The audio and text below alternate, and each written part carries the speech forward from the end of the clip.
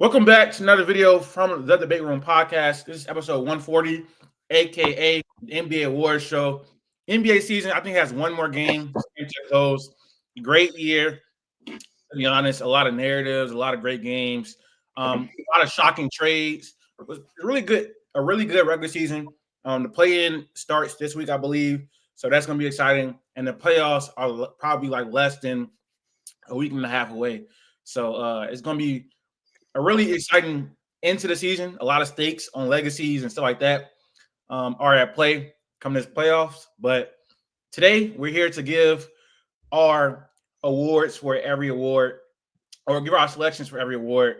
And we should do our best to stay unbiased and say what we truly feel. You saying that is crazy. But before we get into it, though, make sure you guys like the video, share the video, leave us your comments on any of our award picks. Or anything on the podcast, and also follow us on our social media platforms up at the top of the screen. We've been doing really well, actually. Been growing a lot over the last week or so. We hit 1,500 subscribers. The mock draft did relatively well. We had a Clippers video just do randomly well for some reason. I don't know why. The TikToks have been doing well. The YouTube Shorts have been doing well. So we're going to try to keep pushing our content as our semester ends and school comes to a close. So keep supporting.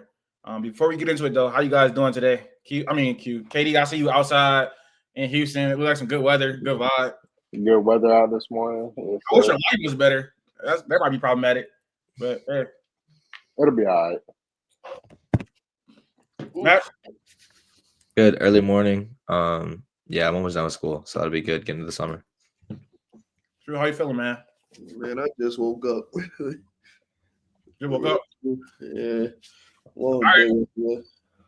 Since you just woke up, we're gonna start out with the awards with you. MVP. Who is your MVP this season? I know where Max is going. I know where KD6 is going. Well, I know where you're going too, but you as the most unbiased analyst in the world, who is your MVP this season? It's SGA. I don't think that should get a lot of pushback. It was a 2-horse race. I guess based on media, Jokic's probably gonna get, not snubbed again, but just what you call it, whatever the term is, I forgot the term, but he's just not gonna win. He already won it. Worst team this year. SGA just backpacked again. All-time efficiency. 30-point per game, leading the league in scoring. First seed in the West by a huge margin. I think it's fair to say he's the MVP. Clear cut. Max? I think I can finally look at. I mean, the Jokic and Shea race obviously has been, I think, for some people not tight, but both players have been having insane years. The Shea free throw line merchant, whatever you want to say, Shea is having an historically good offensive year in the paint. His efficiency is insane. Shea is just having an insane year on a great team. And again, while Jokic is putting up Hall of Fame numbers, it's crazy to say that Shea doesn't deserve the award. I think if Jokic's team is better, I think Jokic obviously has a shot. But I think when this kind of race is so close, again, I think team success does matter. So both players are having great years. To be honest, in the nature of the award, I think it's changed. Right? I don't think the MVP has really been the most valuable player for. We've had this conversation for the last couple of years now. I honestly think that Jokic is the best player in the world, so he's the most valuable, right? Because he's the best player in the world to his team. But I mean, with the nature of what the award is, I think it goes to Shea. Katie, who is your MVP? Any change second change of heart, anything like that, or what's up? I mean, there would never be any change of heart. Most valuable player, the player who's most valuable to their team. You take Jokic off the floor, that team is garbage. I think I even seen in the last week or so, Jokic with no Jamal, no Aaron Gordon, they're a +7 or something in the last 8 games. Jamal and Aaron Gordon without Jokic are a -10 or something like that. Don't quote me on those numbers or something like that, but the team just doesn't function without him. He's that good that he just legit backpacks them. It's backpacking them to the top 4 seed. Yeah, I get OKC has won a ton of games.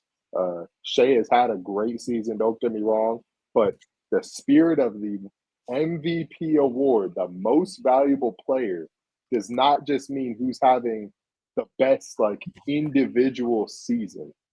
To me, it means the player who is the most valuable player on the floor for any team, period. And But Jokic is the best in the world, so I'm giving it to him. we can't act like there are not the NBA does not add narratives to it now. Like it has not been Okay. the best player. I mean, I'm not. The question is, who am I picking for MVP? It's not about like who the narratives like are picking and all that stuff, or it's not even who I think. It's not even think Shea is going to win the award. Like it's not Yes. that Yes. it's stapled. My MVP is still Jokic. If I was given a vote today, it would be for Nikola Jokic. Understand. Man, listen. SGA is the MVP. Jokic has had an all-time great offensive season, and I respect that. He's definitely the best player in the NBA by a long shot. It's not really close at all.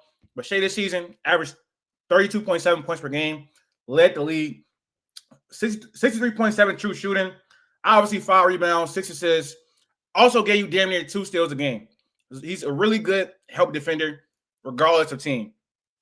When Shea is on the court, the Thunder have a plus 16.1 net rating. It's among the highest player. And they're 12 points better when he's on rather than he's off. Now, the Thunder have went through a lot of injuries this season. What are they when he's off? Like you didn't even speak to that. He's off. There's a plus. I know that for sure. Yeah. But this is not. That's relevant. How is that not relevant? That is relevant, but this award is not who has the worst GM. It's not. I promise you, it's not. It's not. What? It's not who has the worst GM. Now listen. It's not who has the worst roster. It's not. That's not what the award is, bro. Now, I think in terms of MVP conversation or overall player conversation, how good a team is when you're actually on the court, your on-court net rating means more to me than an on-off. How much are you driving winning? And again, Chet has missed a lot of time, who is the second best player on the team. Also, Hartenstein has missed time as well. Without Chet and J-Dub on the court this year, plus 24.9 net rating, and they have a 129 offensive rating, and that's a 900-minute sample size. That's a valuable sample size of just dominance. Like he is carrying the offense by himself. Like there is no like. What about with those two on with Shea off? It's not good. I checked. I can go look, but it's they're negative in those minutes, I believe, because J-Dub is not good leading bench lineups, and also I think that sample size is very, very small. Actually, it's not negative, but that sample size is very, very small. I checked earlier. I think it's like 100 so minutes. What about J-Dub and Zay and Shea off? Like, what about all these other lineups with Shea off the floor that speak to just like how good the overall team is? The overall team is great, right? But again, they missed both of those players for a lot of the season, and Shea just carried the offense. He just carried the offense. Like we talk about Jokic having an all-time great season. Shea did too. I believe as far as like offensively, he is like up there in all the advanced metrics. We can get into the advanced metrics. He's second in the league in EPM. He's first in LeBron. We want to get into all that. He's 1 and 2 in all of those metrics, where Jokic is a 1 in a few of them. Shea's 1 in a few of them, but he has like a 15-game lead on Jokic as far as their team's records, and that matters. I don't know when winning didn't matter in MVP voting. Like I don't know where we got to that point. But it matters. It just really does. They have the second highest net rating in NBA history, and Shea is a really, really big part of that. He's the main factor in that. They have a great overall team, yes, but they don't have a lot of two-way players. He's a big factor, but you have to realize a lot of the teams that are really good that had super high net ratings. Mm-hmm. A lot of them have bench lineups that have bad net ratings that bring the total numbers back down. OKC doesn't have that. Even when Shea's off the floor, they're still a positive. That's why their total net rating is that high. When J-Dub was running there, I think it's not really like as Shea plays a lot of minutes, and also J-Dub he running the bench lineups are not good. I know that for a fact. I'm talking Shea on. Shea off, J-Dub on, they're a +5 net. Check with Shea off, Chet off. or With one Shea. day. I think, yeah. So Shea and Chet off and Yeah. Jada Vaughn. I was looking at that earlier. It should be one of those lineup queries should be negative. I think it's with Jada up on. They're even. They're even. Okay, it might Yeah. it should update it. But yeah. Also, now listen, Jokic is having an all-time great offensive season, but a part of the reason why they're a bad team, or not a bad team, they're not a contending team, and they're not like a. Are they a top 5 seed? That you can't use the terms like contending team for a regular season award. Like that's they're, not a they're thing. 4 seed right now. They're a 4 seed. Yeah. They're going to finish 4 seed. Okay, a big part of the reason why the Denver Nuggets have struggled this season is because their defense is awful. They're the 20th ranked defense, and a lot of that has to do with Jokic. Like he's been an awful defender, terrible defender. He's having a historically great offensive season, but he's also bleeding a lot of points defensively, and it's worse as it's been in a minute. It really is. I think the Denver Nuggets are 25th right now in points in the paint, and he's a center. Defense is just inherently more, important. Given that, they're still the 4 seed. Like given all that, they're still they're probably going to finish with. You think Shea is like some great defender? No, I think he's a plus on any team though. I do think he's a plus on any team. Ooh, any team, I don't know. I think A bad defensive team, Shea. I don't think like some great defender. He has great steals numbers like that. Like no, it's not about the steals numbers. It's about his help defense. Yeah, I'm not. But that's only good in a good team. Defender on his team that gets like real real minutes. Like he's not like some crazy defender. So I don't think his help defense really matters. Like if you're gonna compare it to Jokic, it's like Jokic just a way better offensive player. Like the gap between their defense is not larger than the gap between them on offense. So I don't know about that. Yo, no, I do know about that. I really don't. We're already past the unbased. Like no, I'm just saying Jokic. That's gone. Biased. We're already past that point. Jokic is genuinely a terrible defensive player. He's been there. He been there though. Like he's been there. As far as how much they're peaking offensively right now, I don't think there's some type of huge gap between. Oh my god! If you want to, that's so bad. Scoring even. Overall offense. That's such a bad. The playmaking gap is huge. That's such a bad. The playmaking gap is huge. The playmaking gap is huge. The overall creation gap, I don't think so. You can look at the advanced stats with it too. I don't think Jokic is the best. He has an argument right now. On-ball creation is not everything. Who's a better offensive player? Peak Steph or Shea? Steph. And Steph was not an on-ball player in his peak. He was very much an on-ball player. So just like pure. I didn't say on-ball creation. Well, if you're not saying on-ball creation, then overall creation. There's a lot. The overall impact and creation of both the Jokic players. Clears this season. It's not close. I don't think it's yes. He can be we saying who is the better offensive player? It's obviously Jokic. Yes, there's clearly. a gap. I don't know. There may be a gap. I don't think there's a huge gap though. That's semantics though. That's semantics though. We get into it, but I don't think what are we saying? What are we saying the gap is? Like, can we put it? Jokic is like a top 3 to 5 offensive player of all time, and Shea is probably this season is probably outside top 15. I don't know about that, but it is. He only provides on-ball scoring. His playmaking mid, off-ball ability virtually nothing at all. Is it mid or is his passing mid? I mean, his overall playmaking is mid because his passing is so mid. Yeah. I disagree there, but what I mean, you have to realize we're talking relative to all-time great players. Huh?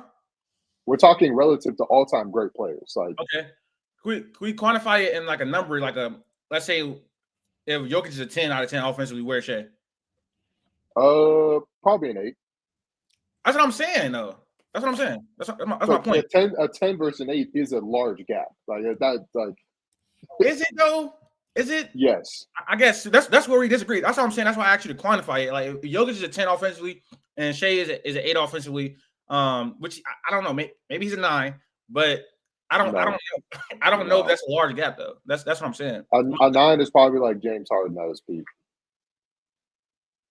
We'll get into that later. So, What? we'll get into that later. No, I'm saying because I got a segment for us after we finish this conversation. But yeah, Jokic again. It's been just genuinely awful defensively. I think again the Nuggets are 25th in points in the paint. They let up a lot of points in the paint. He just doesn't try. I really want to know how much, like how many points he's bleeding defensively because it's probably a lot just off the eye test. I saw I think it was a 20-minute video, of just Jokic bad defense. Like it's really I don't know, man. But yeah, my whole point is he definitely bleeds points. I bet you ain't never seen them SGA compilations where he just not doing nothing on defense. Yeah. I mean, he's a help defender. I mean, he's a help defender, and he on the ball. I mean, he's not guarding the best player at all. Like nowhere near close. Or the second, Like or the third, or the fourth. If we're being honest, like, how many players? I mean, we're not saying anything that's not also like the same case for all other time, like great offensive engines. Like even Michael Jordan, when he was at the highest peak, he's not guarding nobody. I don't know what we're doing. MJ was definitely guarding people. He wasn't guarding. They actually are. Yeah. He wasn't guarding the best player. That was Pippen, but MJ was 100% taking more like harder assignments than Shaq. Like harder relative to the area, but like we being honest, like the skill. Yeah, obviously the skill level of the players aren't the same. That's clear. But also, I just I think what is the tiebreaker in a sense, because again there are 1 and 2 and a lot of the offensive metrics is the record. They're just a much better team, and that's why he's going to win the award, which I think is fair because Luka had an all-time great season last year and didn't win it because they weren't good enough. So we got to be consistent at some point. We just do. Like I don't know. I mean, like that's why I'm being consistent. Like Luka, I didn't have. I had Jokic last year. Yeah, I had Jokic last year. Luka might have had a better individual season, but that didn't matter to me. Jokic is the best player here, like on the planet. Hugh, did you have Luka last year? Yes. Well, you picked Shea, so yeah. All right. Next, I have a subtopic of this. I'm gonna just put it in here real quick. SGA versus James Harden shit. No, it's not exclusively. It'd be like a would you rather SGA MVP season versus whatever other people. I do need a would you rather though. I'm gonna have to make some in the middle of the episode. That's easy. Oh, y'all can do it too, because I don't want to always be the face of the TikTok. Yeah, you do. I'll do it though. Contrary to popular belief, I don't always want to be on it. I don't want to always be on it. Contrary to popular belief. I got it. I'll do the would you rather. All right, let's go. I'll do it later. It'll be like after the awards, but I'll do a would you rather for MVPs. All right. Let's play Heat 3 Cut 3 Historic Guard Season Edition. All right.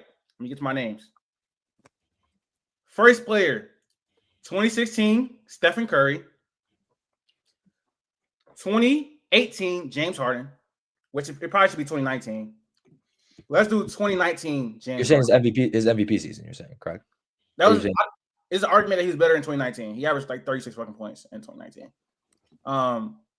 2019, James Harden.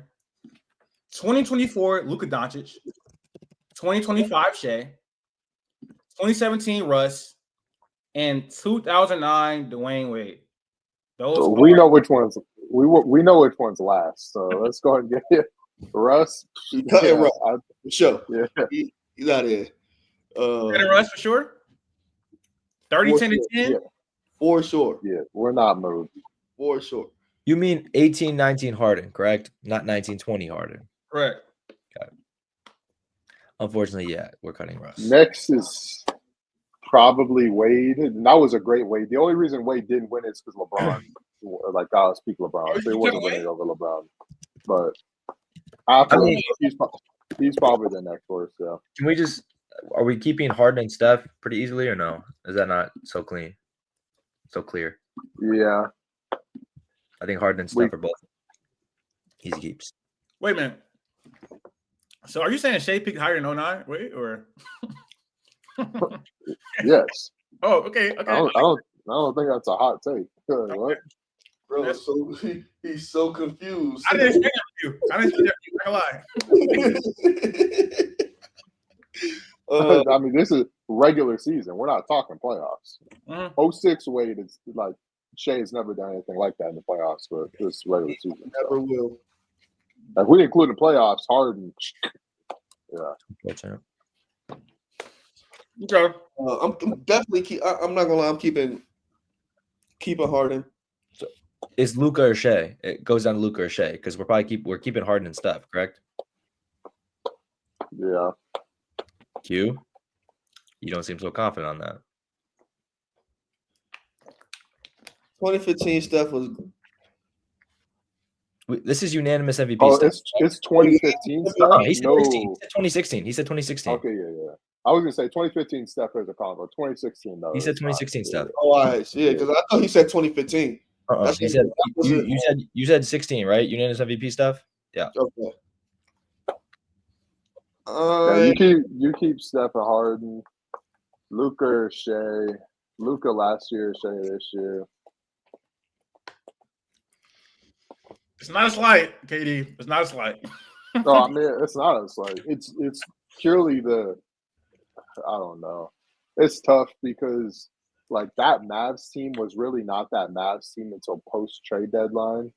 Yeah. So like I feel like Luka had to do more of a carry job than Shea has had to by far. So he's easily the better floor raiser in that season. It's your choice, though. I'm not really. I think for that reason I'll keep Luka just because I think the team was just much worse and he had to do more, especially before they got Gafford in them. What'd you say, Q? Listen, I'm keeping Luka. I'm fine with that. I'm not going to fight it too much. So I need somebody. So final yard keeping 2019 Harden, 2016 Steph, 2024 Luka, and you're cutting 2025 Shea, 2017 Russ, and 2009 D-Wade. That's the final. Yes. I don't know. I mean, hey, I personally feel like 2024 Luka is kind of underrated, to be honest. Really good guard season. I think he's top 5 in LeBron. But Shea's number 2. But hey, we'll move on. Next award up is Defensive Player of the Year. Mm-hmm. Who should start? I think I'll start. Listen, for the whole season, well, not for the whole season, for a large part of the season, I had Evan Mobley as the Defensive Player of the Year. No, you didn't. Why are you lying? There is no way. Everybody had Wemby as. Well, yeah, Wemby until went down. That's what I mean. So you would have had Mobley for like a month. Okay, cool. Whatever. Maybe 2. Yeah, you know what I mean. This kind of obviously Wemby went down, but as soon as Wemby went down, my pick for Defensive Player of the Year was Evan Mobley. He had a great individual defensive season, but in the second half of the year, since January 1st, he's been much worse defensively. The Cavs have been much worse defensively. So my Defensive Player of the Year pick is Draymond Green. I said this on the last episode, but I think what Draymond's done this year, leading this Warriors defense to a top 7 defense without pretty much any good defensive personnel before Jimmy Butler was traded for, it's really, really impressive. I think with him on the floor, they're 3.8 points above league average. And that's become even better with the addition of Jimmy Butler. Second half of the season, he's turned it up even more. He's had some big moments, all that type of stuff.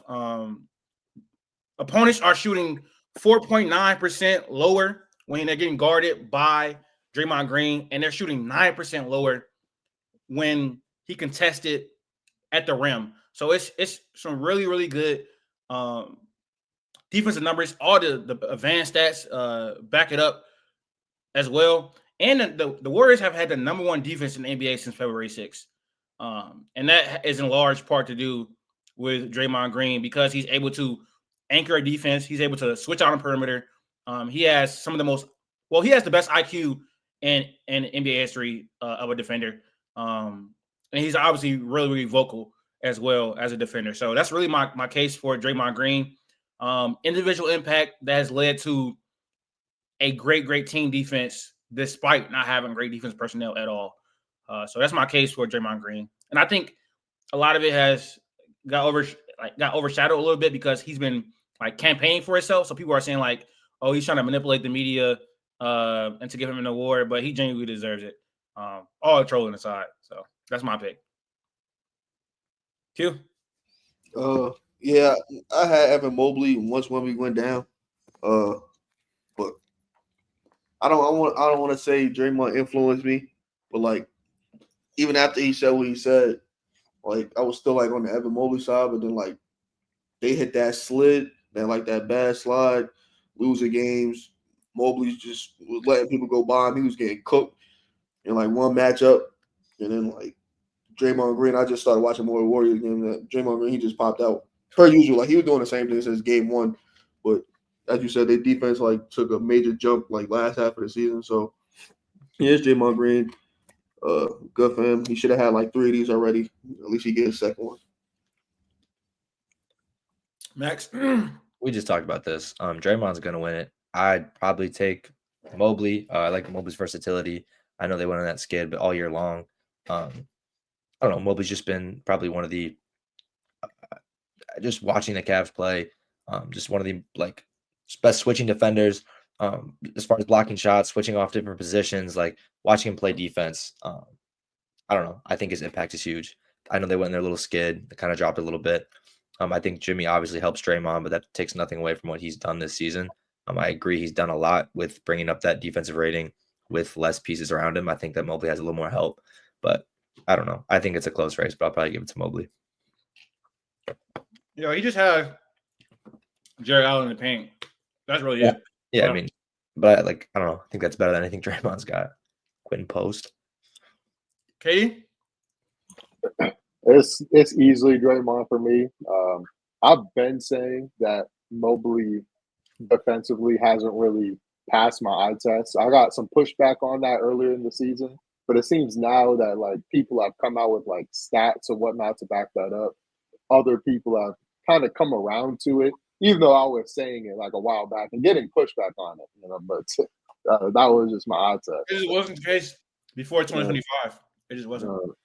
If you watch 2025, though, it has been the case. But Draymond, what he's done, it's not like it's anything new. This has been Draymond defensively every season. He puts up this same impact defensively every season. He's continuously one of, if not the best defender in basketball. He just hasn't really gotten a lot of the credit. The Warriors are where they are. They're going to win either 48 or 49 games off the back of their defense. Their offense is ranked 17th. Their defense is top 7. So they're winning because of their defense. In games Draymond doesn't play, that even when Steph is on the floor, they're a -5 because the defense is just so bad without Draymond. He's just had so much impact defensively, all around, across the board, that I think he's clearly the defensive player of the year.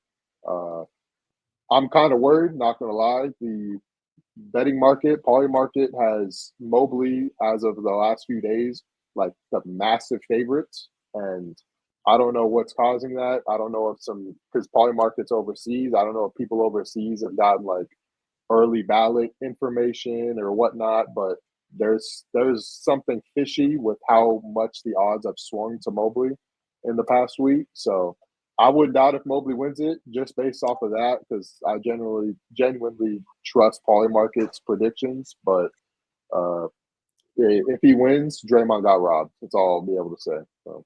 I don't know about Rob, man. If Mobley wins, I'll be pretty happy for my boy.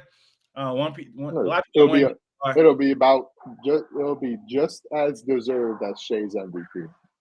Sure. I don't know why. I don't know why Mobley would be. I don't know. Why would they even? I don't know. But I think we all have pretty similar picks. So I got a start bench cut. Defensive Player of the Year winner edition. The start bench cut is Kawhi, Rudy, and Draymond Green. Who are you starting, benching, and cutting? Just defense. Just regular season. You're saying on their peak? Yes. Rudy's still in his peak. I'm sorry, Dre mentioned Kawhi, Rudy. Yeah, nah. I'm doing the same. It's like I'm starting Draymond. I'm benching Kawhi and cutting Rudy. Positional value. I'm a notorious Rudy Gobert hater, but regular season wise, his impact has always been like top tier. I thought we was talking totality. I wasn't just saying in totality. No, I mean I wasn't just saying. I'm taking a player to like. If I'm gonna take a player, if I'm saying if I'm start bench cutting, I'm assuming I'm gonna go into a playoff series with this guy. If it's that, then I'm doing exactly what y'all said. Like if my team, if it's just the season, Rudy through 82 games is one of the best defenders ever. But that's what I'm saying. Like I think if I'm doing start bench cut, I'm thinking like, who do I want for my team going forward, aka playoff games? Yeah, I mean that's what it's on the person who asks a question. Like he got to clarify because he's gonna say that you guys. Season. It's in totality. It's in totality. I said in totality. Okay, then starting Draymond, benching Kawhi, cutting Rudy. So no question. I'm going to start Draymond Green. I'm going to bench Rudy Gobert. I'm going to cut Kawhi Leonard. Kawhi Leonard is one of the greatest defenders ever. That's crazy. I just think Rudy's rim protection is just more valuable. I just think it is. He's one of the best. What has it gotten them in the playoffs? I think he's one of the best rim protectors in NBA history. Is he as good a defender as Draymond? No. But he's best. Like how many are we including best in? Like he's one of the best rim protectors in NBA history. That's just but like how is he a top 10 rim protector? I'd have to really think about it because like you got guys like Mutombo, like can be Ben Wallace, like that's below the top tiers, which is like Hakeem and Duncan and Bill Russell. He might not be a top 10 rim protector. I'm being honest. If I actually sat even if that was true, that you can still be one of the best or something if you're not top 10. I mean, so that's one. And two, I find rim protection to be more valuable than perimeter defense. Obviously, Kawhi was pretty switchable and a really good help defender as well. But Rudy might not be the best rim protector in Jazz history, and that's what he played for. Mark Eaton might be better. Not gonna lie. Rudy is one of the most impactful defenders in NBA history. I understand the playoff argument, but when you really dive deeper, which I did last summer, again, he's had some very, very terrible personnel on the perimeter. That's one. Two, the schemes around him have not worked well in the playoffs to protect his deficiencies at all. So, like that, it's just not true. When they lost to the Clippers in whatever that was, 2021, 2022? No, it's 2021. He just got stretched out to the corner and had zero impact. Well, that's one playoff series. I mean, let's go. But that is his limitation. He can't guard on the perimeter, and if you're able to dive out against him, he's useless. That's not the case for somebody like that. That's not the case for Kawhi. He was very good on the perimeter. Was true or false? He was very good on the perimeter in the last playoffs. Yeah. Did we all watch Luka fry him for game? Oh my God, Luka Doncic, like one of the best offensive players ever. Like, yes, of course. What the fuck? Like barbecue chicken, and everybody knew watching that possession that Rudy was getting fried because nobody trusted him. Really, really good in the nobody trusted him. Series. He was really good in the Sun series on the perimeter. He just was. He was. So I don't know. I think that Clipper series and that Mav series are a little bit too over indexes on him as far as his playoff defense. But again, especially regular season wise, he's like number one on LeBron since 2014. Like rim deterrence, rim protection, it's amazing. Rebounding, really good. So yeah, I'll bench Rudy and cut Kawhi, but that's not a slight. We'll see how that goes over in the TikTok comments. You're gonna get cooked. I guess if I'm getting cooked by TikTok comments, I probably did something right, to be honest. But anyways, rookie of the year is the next. This should be easy, assuming everybody's unbiased. Yeah, so I don't know who to start with here. Max, who is your rookie of the year? It's Dylan Jones. No, it's got to be Stephon Castle. It gotta be. I think so. I mean, I would give. I Smart think man. Jalen Wells is the other one I'd honestly throw out there, but Stephon Castle has been very No. impactful for this team, especially with the injuries that have gone down as of late. I feel like it's kind of been a tight race all year. Different guys have been favorites. I don't know. I think Castle's numbers have been great for what everyone expected, and also comparatively to the other guys in his draft class. I'm just curious to see what he is going forward. KD, I know you're a big Stephon Castle guy. I don't know what you see him dealing as. I don't know if you see him as like You say he could be an all-star. Manu Ginobili. Stop. Okay. No, I think it's Stephon Castle. I don't think it's obviously a very top-heavy rookie of the year race. Odds-on favorite by I think a long shot, but Q. I'm going Castle too. In the beginning, it was rocky. It looked a little rocky. Like people got like the word got enamored with like certain plays and things like that. But like the back half of the season, like he really came on. Like not even I'd say like probably 65% of the season, like from the beginning, like he really was playing well. Obviously, put himself as a cornerstone for the franchise for the next like foreseeable future for right now, unless a better option comes along. But young player, good on defense. His on ball creation and things like that could use some work, but for a rookie, he's a guard. Obviously, that's it. Usually take you like 2-3 years to really like come along, but he has made his play. The next closest person that would have been for me would have been Klingen, but I'm fine making it Castle because he's been pretty much leading the way all year. KD. Yeah, that's where my pick whole season hasn't changed. He's proven that he can scale up, scale down with Wemby in and out the lineup, with Fox, et cetera, et cetera. He's just gotten better as the season gone on, and it's not been like linear progression. Like he's been at just points of the season, he's just figured it out, and his game has just like gotten significantly better throughout. His ability to get to the line is truly amongst rookies one of the best I can remember, and probably since Trey. I think Trey and Luka. I think his ability to get to the line as a rookie has been that good. And I believe that's a very translatable skill set, especially for the playoffs. And he's just like he's shown it throughout the season. And yeah, overall, he's given two-way impact on both ends, which can't say for like a lot of rookies. But yep, it's Stephon Castle. Two-way impact. Okay. I have an on-ball defensive metric, and Cass is top 50. Rich Ashay might be the pick, though. I'm not gonna lie.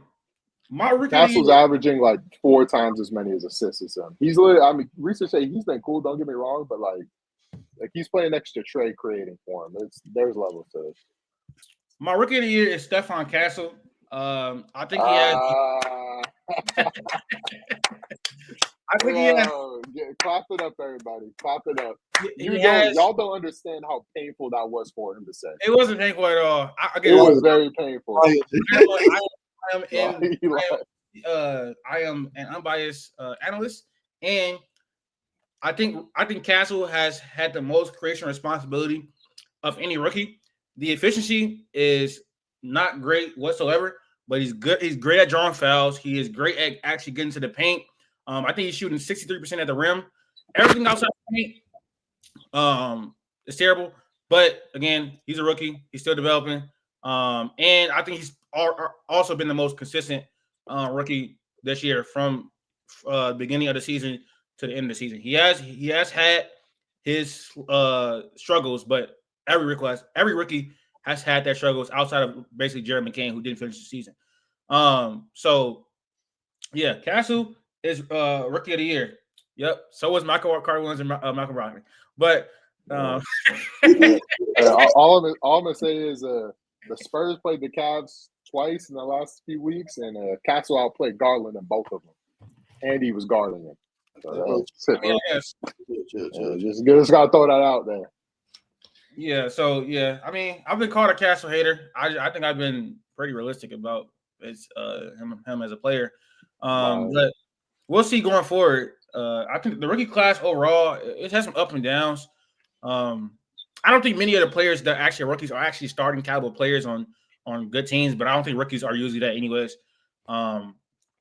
So yeah, that's the rookie of the year. Next award up is the most improved player. We'll start with KD6. Who is your most improved player? I got Dyson Daniels. I think in the spirit of the most improved player award, it really needs to be somebody who expectations probably weren't really there for them. And I think that was like Dyson Daniels didn't even get minutes in the playoffs. Like he got garbage time minutes in the playoffs. He was very much out of the rotation literally a year ago. So to go from that to what he's done on the Hawks this season is just like massive improvement overall. He's really and he's gotten better as the season's gone on too. Like to start the season, his finishing was suspect. So some of his like decision making was suspect, like on the rolls and with the ball in his hands, and that's gotten better throughout the season as well. So I think it's just given the spirit of most improved player relative to what your expectations were like going in. He is I personally like the clear cut number one for the award. Max, who's your most improved player? For a long time now, it's been Cade, and I'm gonna stick with Cade. Obviously, he's bumped his numbers, scoring and assists over the last year. You can say that's due to team. You bump your win shares, your team gets a little bit better. But he's got a better true shooting. His PER is better, and he's playing big in big games. And again, you're gonna be a 5-6 seed going into this playoffs. I know Q's talked a lot about how he was right about this Pistons team, how he kind of predicted them to do this, but a lot of people didn't have him tripling their win total. So this team is a lot better, and I think a big part of that is because of Cade Cunningham. He got injured, and that kind of tanked his stock over the last couple of weeks. But since being back, I think he scored 30 in 3 straight or whatever. He's top 10 in the league in scoring. Again, I think for what the award's been, kind of with the MVP for the past couple of years, I think that like this kind of jump is a substantial enough jump to get the most improved player award. I think it kind of launched him into that next tier of NBA players. Q? For me, it was between I wanted to stay away from like the Cade Cunningham thing. Like I kind of expected him to probably win it just based off how the media votes. But for me, it was between Ty Jerome, Dyson Daniels, and I'm gonna go with Dyson Daniels for the simple fact that like the steals is crazy. He established himself as one of the best perimeter defenders in the league. Finally got the playing time. Like that's what the award is about to showcase like major jumps and your ranking as a player, and that's what they both did. Ty Jerome about to get a very good contract this offseason. Dyson Daniels, I don't know if he got extended yet, but he's about to get extended. Gonna probably be first team All NBA, something like that. Like that's the most improved player to me. The reason I can't pick Cade for my most improved player is because yes, the Pistons as a whole team got better, and it does have a lot to do with Cade Cunningham. But I think they're so good because of the defense. The defense is one of the better ones in the league, which is not inherently tied to Cade Cunningham. I think JB also has a lot to do with how much better their team got as well. Some of the offseason additions are a lot to do with why their team got better this year. Cade did improve a good amount, but not more than some of the other candidates. It has nothing to do with him being the number one overall pick. I don't know why people use that. You can win MIP as the number one overall pick because it's not the most shocking player award. It's the player that improved the most. It's just usually a number one overall pick is going to improve more than into the bench guy that just had a great season. My most improved player is Ty Jerome. Last season, Ty Jerome averaged 2 points per game, and he went from 2 points per game to 12 points per game. And he is one of the most efficient bench players in the entire league. 12 points per game this year, 3 assists on 64.3 true shooting. Yo, you nasty, bro. He is a 88 percentile pick and roll ball handler.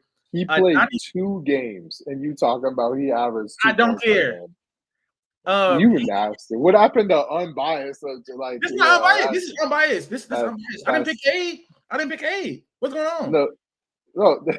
Like two. You're not. I'm not gonna lie, I You didn't know literally just said he went from I 2 did not to know he 12. was 6 games. I'm not gonna lie. I did not know Yeah, that. 2 But- games, literally. I didn't see that when I went to go check. I did not know that, but whatever. It don't matter. That's he get injured or something. But I mean, Yeah.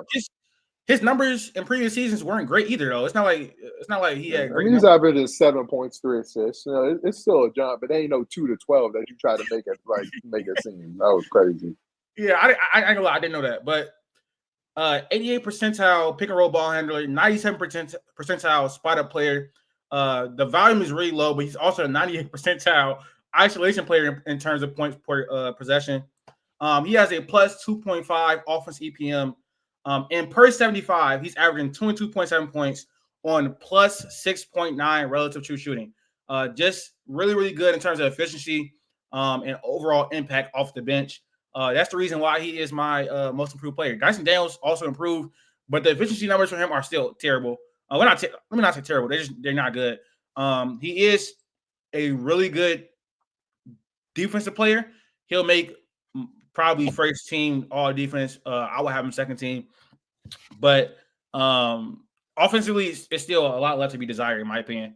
So yeah, that's why he's not my.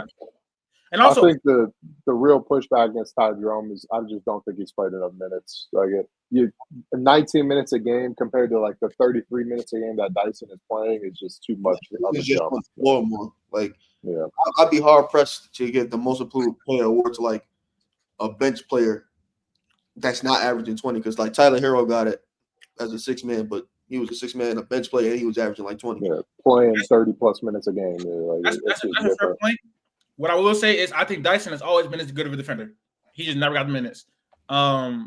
Offensively, this good? I don't think so. Do you think Dyson has made a stride offensively this year? Yeah. His efficiency numbers are up like across the board, finishing like field goal percentage, 3-point percentage, they're all better. He showed a lot more creation flashes than he did in New Orleans. So I think across the board he's just improved. That's fair. Is that it? All right. So I was gonna do this for the last award, but I didn't do it in enough time. So we're gonna blind rank Rookie of the Year winners since 2015. We are going under the assumption that the person that we all chose, I think last segment, is going to win. That's the only hint I'll give y'all. You know what I mean? All right. How many guys, he means Stephon Castle's in this blind rank. That's what he was trying to say. He means Stephon Castle's in this. Let's blind rank Rookie of the Year winners. I got 5 names. First name up is LaMelo Ball. Since 2015, you said. Another one. He brought the Hornets to the play-in. But since 2015, there's been a good amount of better. Probably 60-something. I like 68. That's just a complete guess off the top of my head. I got it. He played in 2021, right? 20 to 2021. Yeah. 51 games.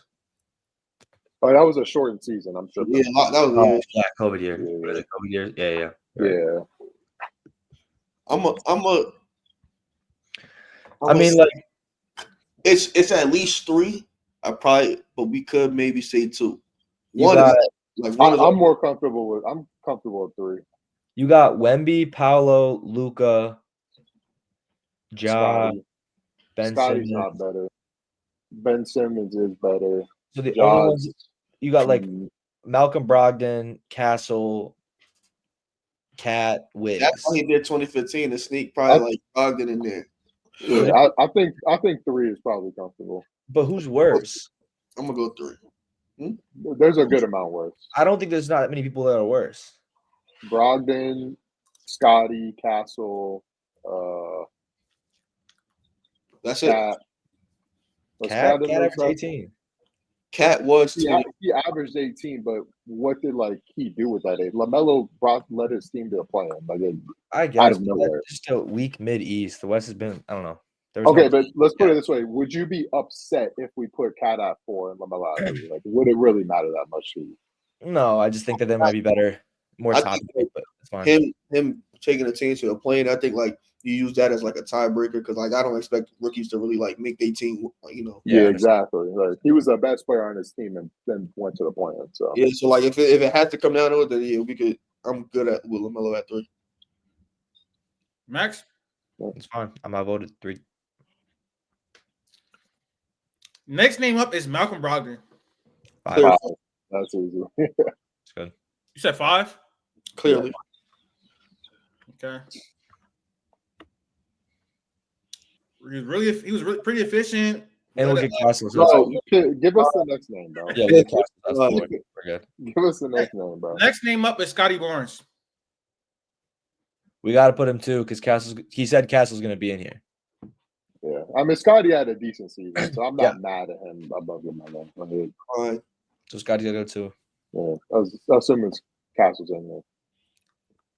I want them to do some bullshit and not put Castle in this.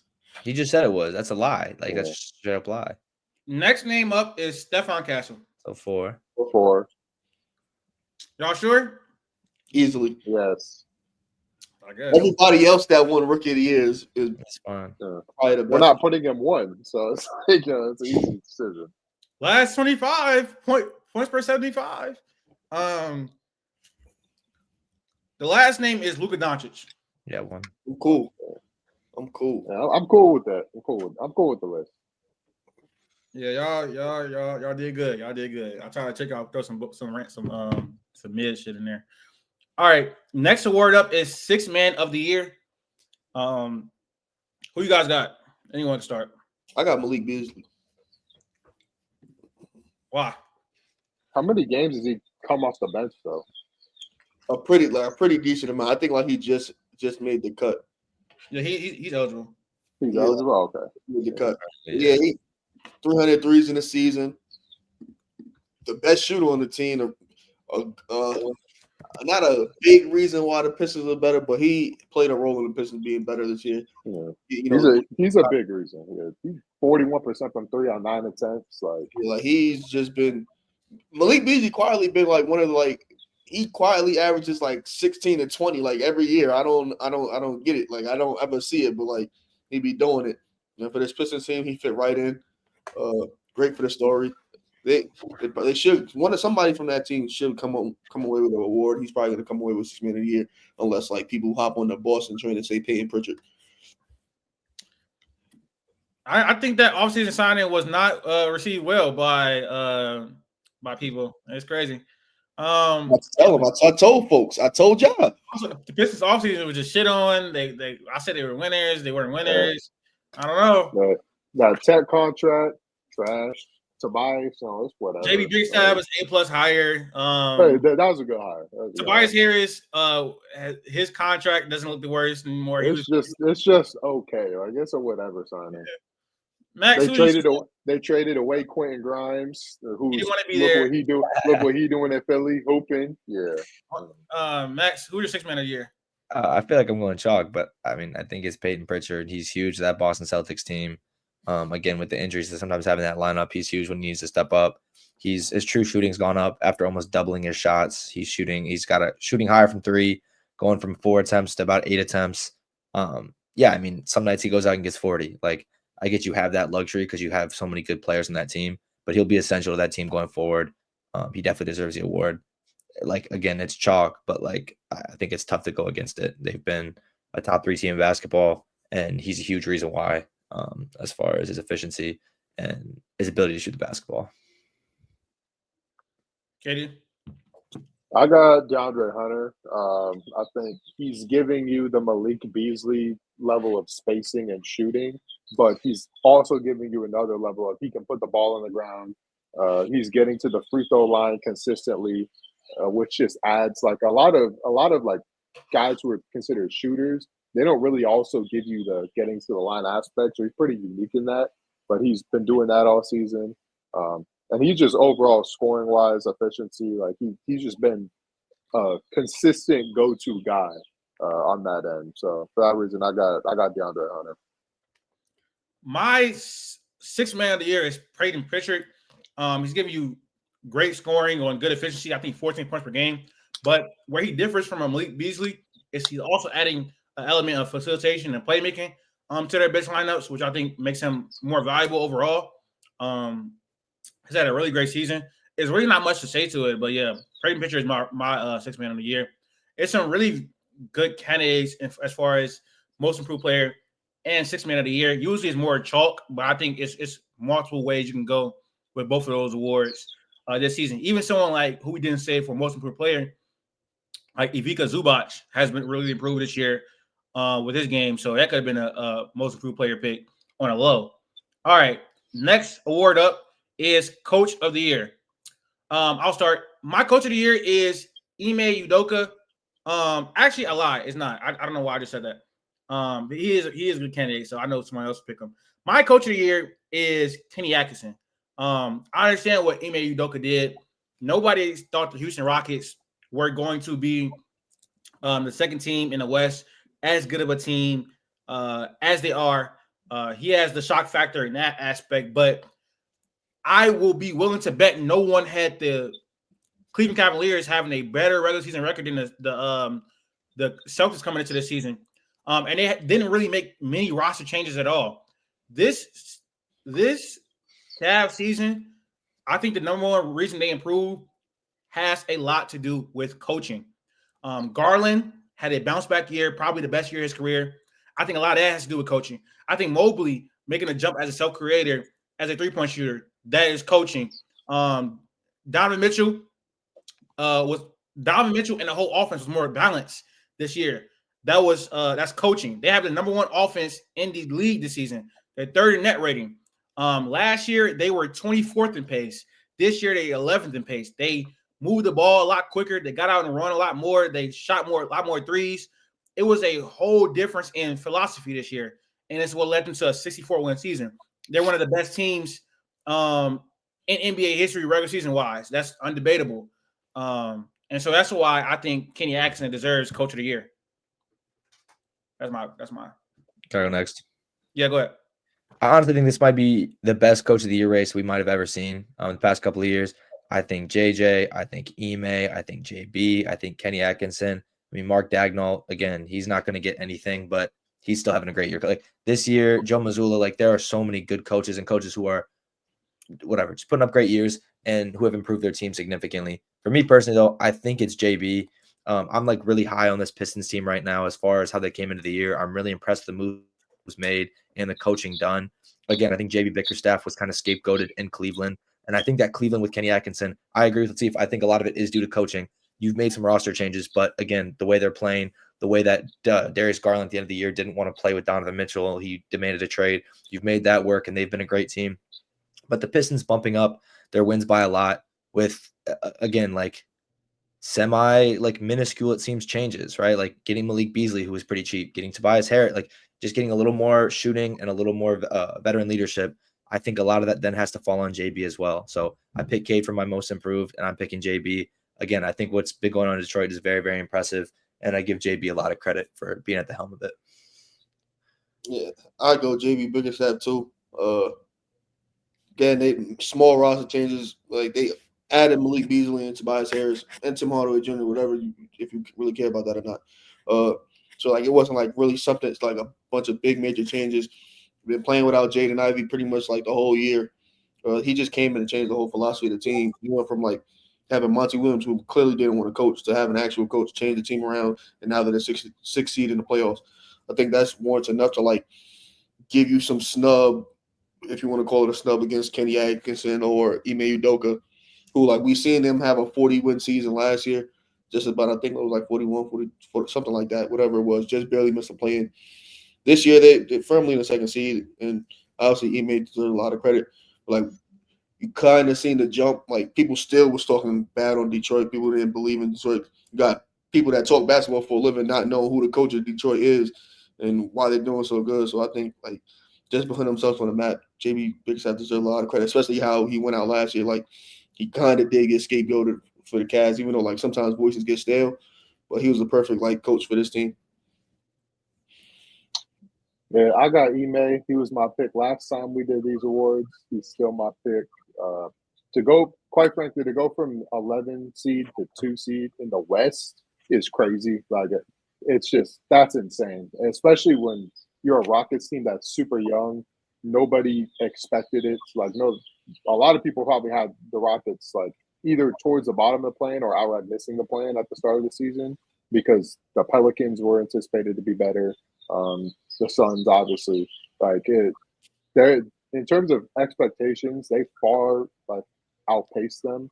I think for the Pistons, JB Bickerstaff has done a real good job. I will say they're kind of getting overrated. You look at their record against above 500 teams; they're like 12 and 26. So I think there's an Eastern Conference bias going on here where they beat up a lot of bad teams, especially in the East, and that's kind of like inflated their record and their standings.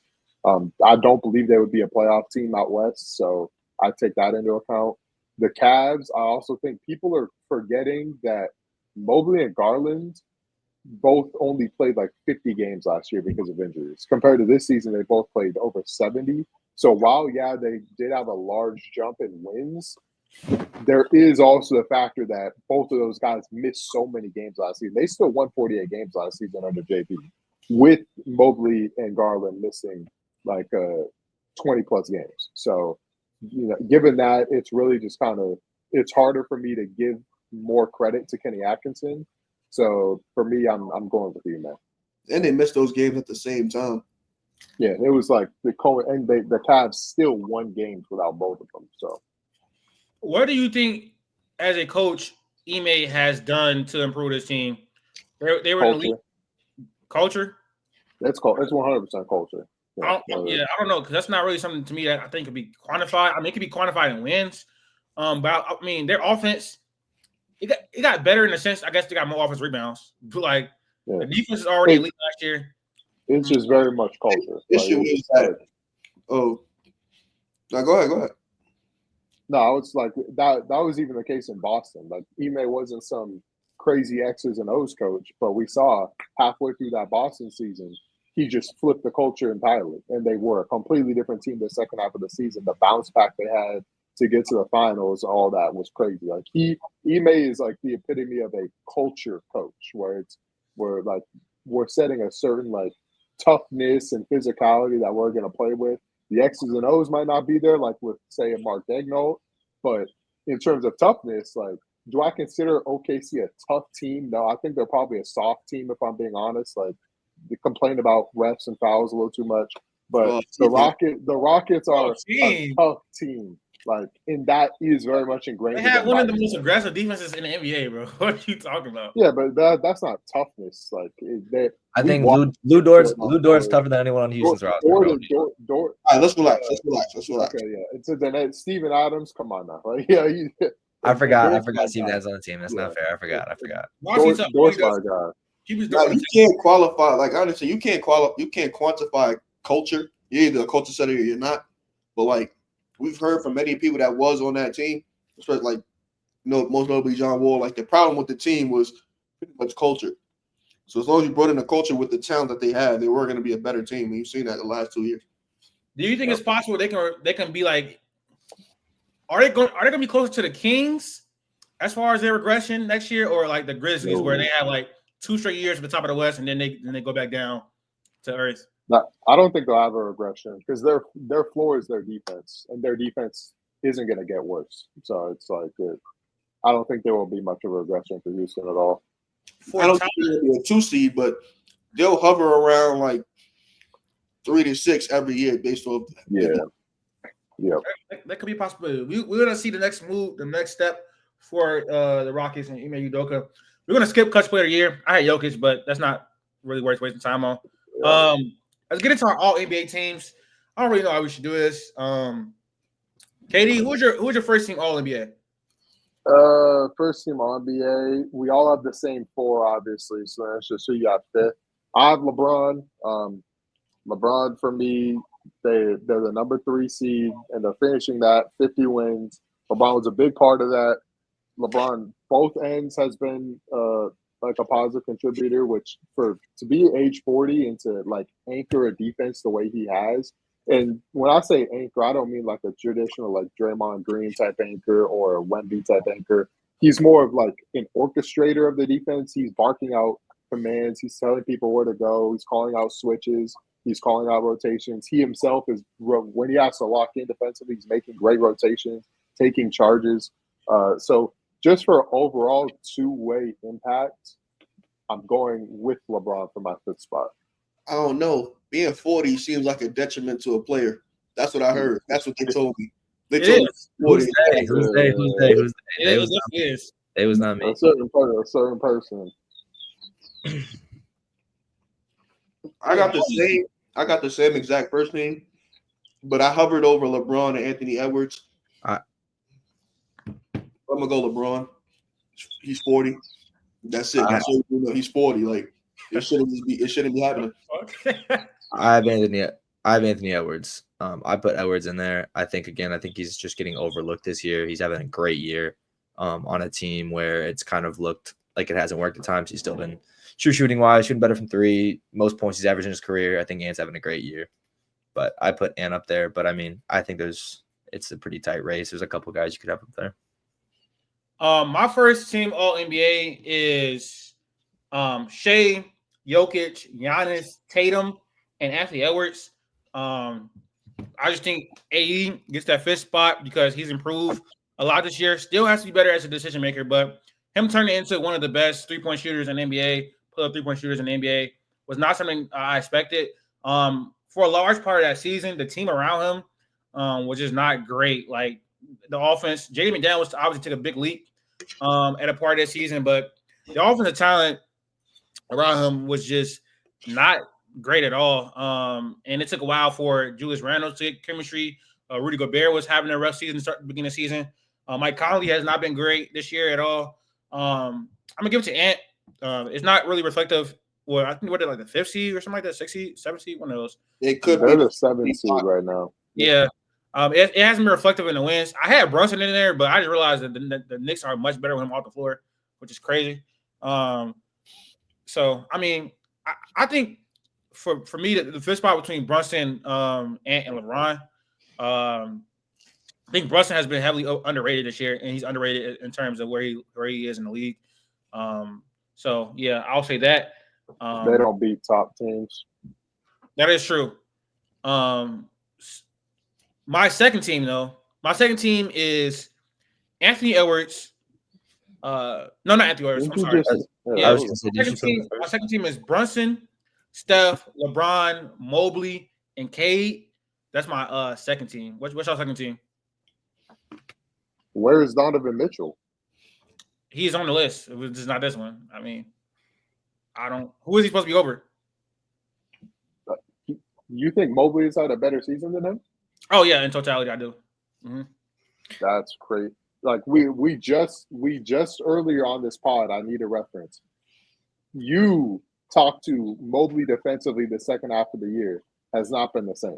He hasn't been the same, but it doesn't mean I can bring up some specific numbers. Looking at his rim defense numbers, they have not they've been average, literally average. The whole season isn't. I mean, the one half of the season isn't the whole season. It's not. Donovan Mitchell has had his peaks and valleys as well. I think with his two-way impact, we're giving Mobley two-way impact now. I mean, yes, he's one of the best play finishers in the league. What are you talking about? He doesn't impact their offense. What are you doing? I mean, I wasn't even thinking about it. Two-way impact is crazy. Like yes, that's crazy. Catching lobs does not mean you're a two-way. That's not the only thing he does on offense. I mean, what are we talking about? He might put the ball on the ground here and there, but it's nothing like consistently that you're trusting that go to. Like it's not true two-way impact. The 3-point shot is going this year. He's a really good roller as well.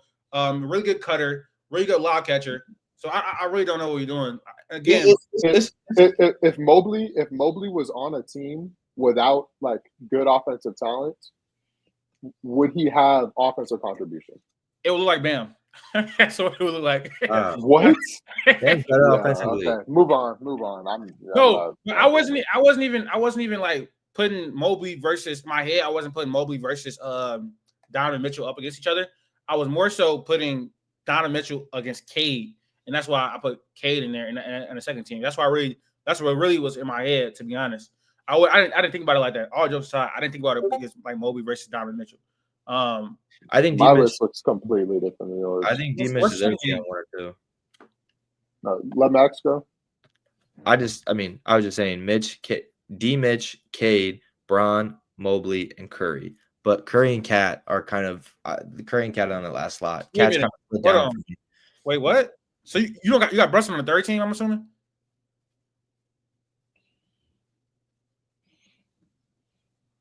I think Brunson. Yes. Why that? Yeah. Sorry. I have Brunson 13. I think Brunson. I was trying to make sure I had my list right. Yes. Brunson 13. Yes. I think he's been better than D-Mitch. My second team is Steph, Harden, KD, D-Mitch, Trey. KD made it?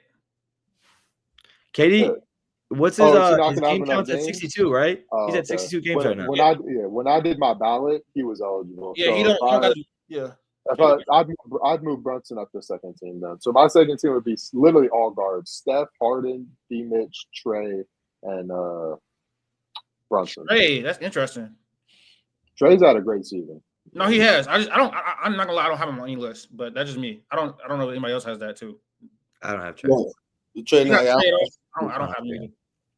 But that's just, I don't know. I didn't have Mobley. I'll add Mobley in now to third team. Okay. Q, what's your second team? It's Cat, Cade, Anthony Edwards, Mobley, and D-Mitch. Cat, Cade, Anthony Edwards, Mobley, and D-Mitch. You got Steph on the third team? Yeah. No, I don't think that's crazy. I think Cat and Curry are a lot closer than like what it is. Like for me, I think that's For me specifically, it's 11. Curry was like, I don't want to say he was a bad player. Like he wasn't bad, but like Curry was so down in the beginning, and then like post trade deadline, that's when he started to rock it up. Like, I'm not about to like that 28 per game sample size, like that last 30 games, like it just brought him back from like the depths that he was for me personally. He was bad for his standards, but I mean he was still a really, really overall like impactful offensive player. And this year he finished 24 points per game on 61.6 true shooting. Super like really, really good efficiency. And the offensive talent around him was just dog shit. Like, as much as I got on Steph for not being a number one, I think he's definitely still a really good player in the beginning of the year. I don't really think like obviously he got better in the second season, but I would still say he was really good to begin the year, especially like in the advanced metrics. Like they still favored him because of how much like floor raising he was doing. Obviously, the offense is mid this year, but I think that speaks more to like the lack of offensive talent they had around him. Like Paz is playing trash this year to begin the season. They had to deal with Kuminga. Wiggins was having a good year, I think, but Buddy Hield only was good for like 10 games, so he was just out there by himself basically. My third team is Donovan Mitchell, Darius Garland, Tyrese Halliburton, Cat, and Triple J. I don't think KD6 got Darius Garland on the list. No, you don't have J-Dub? No, I don't. He was crazy. Honorable mention. I don't mention. He don't got J-Dub either. Like he out, but like he wasn't the first guy. Garland and Halliburton over J-Dub. Halliburton has been really, really good this year. Really, really good. And J-Dub has been really, really good on both ends. Second half of the year, offense came back, but he was struggling a bit. And defensively, he's been elite all season. I agree with that. I agree with that. He should be. I'm assuming he's on y'all's all defensive teams. I would hope. Yes. Yeah. So like, that is true two-way impact. Like That's fair. But Tyrese Halliburton this year, the way he's been able to maintain his efficiency and just have a high volume of assists. I know what you're gonna say about assists, but the amount he has to ball. And if you're gonna talk about offense came around second half of the season, that's the same thing for Tyrese Halliburton. You said what? That same like little like snide remark you made about J-Dub's offense. It was more so like beginning of December is when he started turning it on. No, it was like January.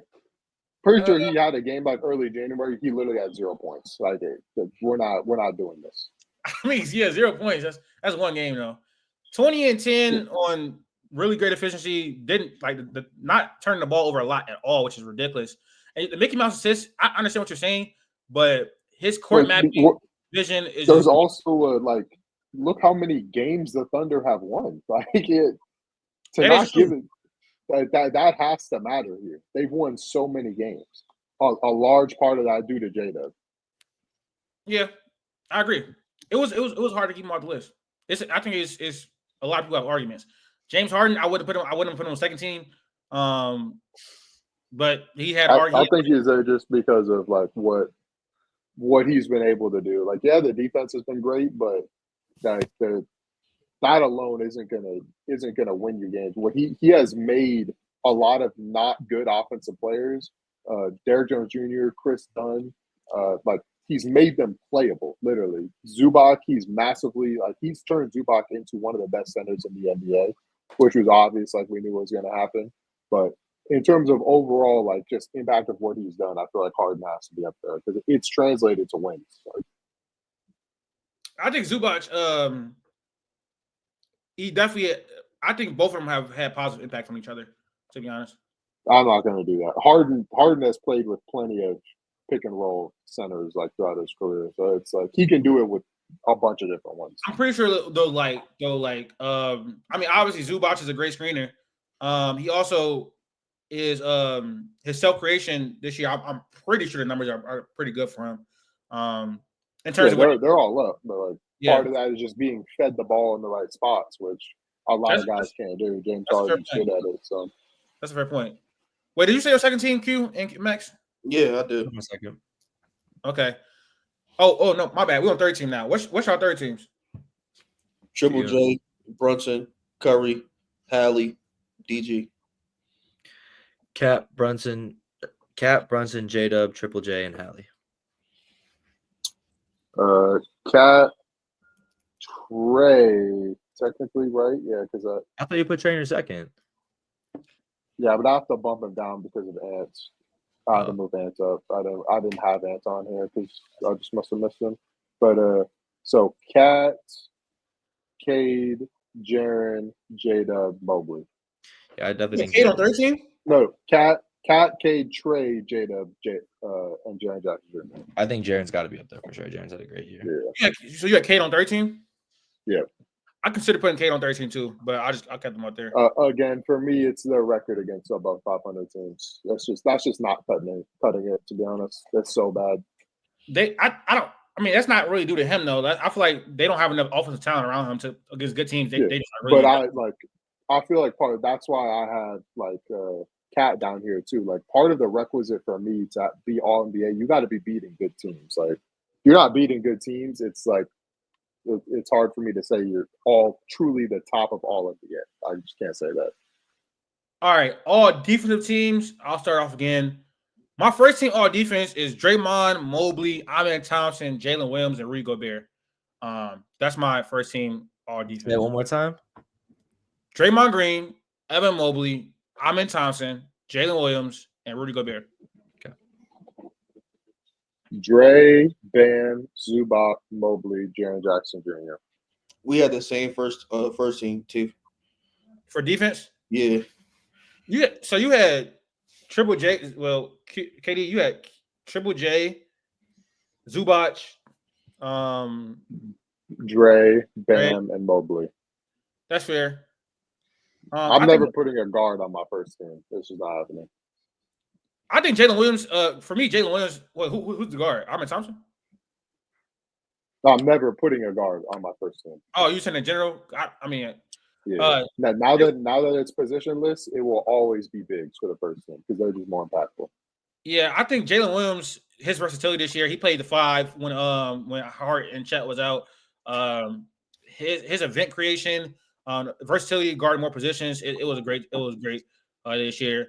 I do think he was the best Thunder defender this year in terms of like people that had the requisite amount of games played. And they're the best defense in the league. So, I mean, just off that, he has to be on there. Amen Thompson, best defender on one of the best defenses in the league. His impact was really great as well. I understand you got centers over him, though. Second team for me. Oh, wait, who's I was gonna say Amen's impact. I mean, their defense has been better with him off the floor. It's like the same with him off the floor. So raw impact, I can't really go that far, but he is individually been a great defender. But that's just part of the limitation of perimeter defense. Is like your defense can still function without you. Right? But my second team is Amen, Dyson, Dort, J-Dub, and Derek White is my 5. Derek White. All guards. Yeah, that's how I break it up. First All the team guards is get the big, flowers in the second team is big. Okay. The second team's guards. Yeah. Max, who's your second team? I didn't say my first. I didn't do a second. My fault. I didn't say my first though. Go ahead with your first. Triple J, Mobley, Draymond, J-Dub, and Dort. I'm not throwing Rudy. I'm giving my Thunder guys flowers. I'm slight biased on it. So I got for my second team. I got Zubac, Dyson Daniels, Triple J, Bam, and Lou Dort. I'm swapping out Lou Dort for Tamani Kamara. That's fair. That's fair. I almost put Caruso on my shit. I'm not gonna lie. the thing I saw was like not enough minutes for me. Yeah, people who didn't qualify. The people who didn't qualify for like DPOY was for like all defensive teams was like an insane team in and of itself. Like it's Wemby, Caruso, Chris Dunn, Caruso. Yeah, it's a lot of guys. Yeah, Caruso ain't qualified. That's why I put him on there. All right, last one is all rookie teams. I got it about, so y'all finna shout out. All right, cool. Thank you, bro. Yeah. I'll go first. I don't really like all rookie team. Kind of doesn't mean much to me. But I got Castle, Wells, Risache, Sar, and I'm putting Klingon over Edie. I get the minutes for Edie. Klingon hasn't done everything, but as far as like scoring the basketball, but his defensive impact is insane. He's kind of making Portland a fun team to watch. I think he can be from this draft class, he can be one of the best players for sure based off his defensive impact alone. So I think he'll be huge for that team, and I think his defensive versatility, his rim protection has been super, super key for that Portland team. I got the same first team, I believe. I got You said Castle, Wells, Risache, Sar, Klingon? Yeah, that's my first team. My second team is Matas, Khalil Ware, Edie, Ron Holland, and Kyle Filipowski. Flip's the hill you're gonna die on. Flip's the Who's hill. your second team, Q? No, my first team is Sar, it's Wells, Zachary, Castle, and I got Ware. Okay. Second team is Modest, Klingon, Edie, Bub, and I'm gonna put Isaiah Collier. Yeah, I got the Isaiah Collier love. Kyle Filipowski, I don't even know if he qualified. I don't think he'll have my minutes. But he's their best prospect on the team. I'm sorry, right now.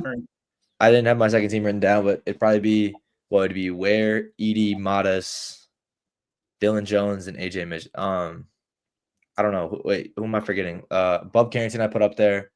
Bub, Ware, Modest, Edie, and who else am I forgetting? Ron Helens had a good year, but I don't know. My last two was extremely biased. I liked Ron though. I feel like as being in Michigan, I've seen a lot of Pistons games. I think his impact on the team has been good. The percentages from 3 are not good. I believe. I'll throw Cooper Flag on my rookie team this year.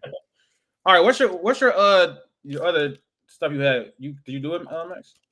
Oh, my MVP. Yeah, sure. You got one thing or two? Just one?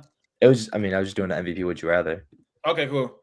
Do you want how many players? I have a couple. How many players do you want? 5, right?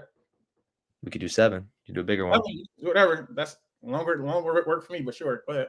Okay. Complain about all you want. Good? Yes. All right. We are going to do a MVP would you rather. This is all saying that Shea will win this year's MVP. We are going to go off Shea's MVP year this year. Again, that'll be a little bit of a are we predicting it? No, I think Shea's gonna win MVP. So we're basing it off Shea winning this MVP. So Shea 2025, 2024, 2025, or Nikola Jokic 2023, 2024. Say that again. Would you rather have Shea this year or Jokic last year? Okay. Because Jokic this year is better than Shea last year. This is probably Jokic's again. Oh, okay. Yeah. That's fair. best season offensively ever. Like, this is one of the best offensive seasons ever. So, yeah, if I'm going to take Shea over Jokic this season, I'm definitely taking him over last season. Yes, I will. Q? I picked Shea? Jokic. You pick Jokic? Yeah. All right. 2025 Shea or 2011 Derrick Rose? Shea, Yeah. you got to be serious. Love D Rose, youngest MVP ever. The impact is nowhere near close. Way better defender, better offensive player by a mile. With all due respect, though. I'm excited for this one, but 2025 Shea or 2014 Kevin Durant? Kevin Durant. Steve? I'm going with Kevin Durant. His efficiency with that level of spacing is ridiculous. I'm not gonna lie. I think he was at That's 63. the first time you ever respected Kevin Durant in your life. He had 63 true shooting in 2014 with that spacing. It's just ridiculous. Insane level offensive season. I'm gonna go with KD. It was an insane peak for him. 2025 Shea or 2015 Steph Curry? 2015 Steph Curry is Shea. 2015 Steph Shea. Curry. Yeah, Shea. That's not 2016. I'm taking Shea. Nope.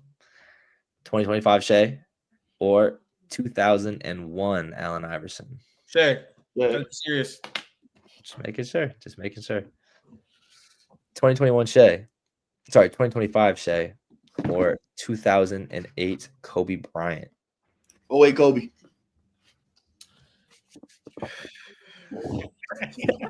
Do I want to get TikTok comments, man? I don't know. I'm not gonna lie.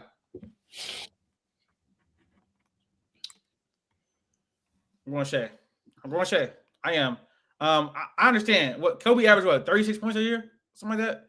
2008 Kobe averaged 28.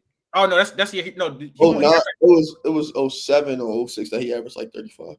Oh, yeah. I mean, And I still get lost it. it to 18 points. Yeah, I don't even think I'm going Shea. I don't even think that's Kobe's best year. I just think that's the year they gave him the MVP. I think he had probably 2 better seasons before that. To be honest, this is all-time guard pick from Shea. His best season probably was I'd say 06. Yeah, I'm going with Let's do 106. You got his stats pulled up? No, I can't. No. 06, I think he averaged 35.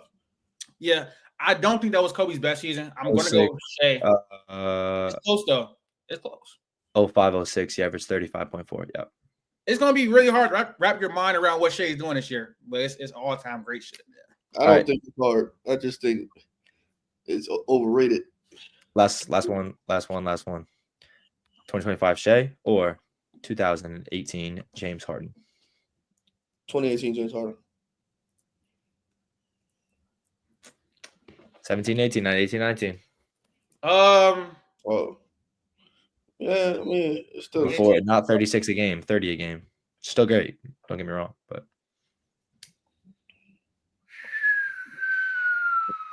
18-19. Just throwing it out I'm there. gonna go Harden slightly.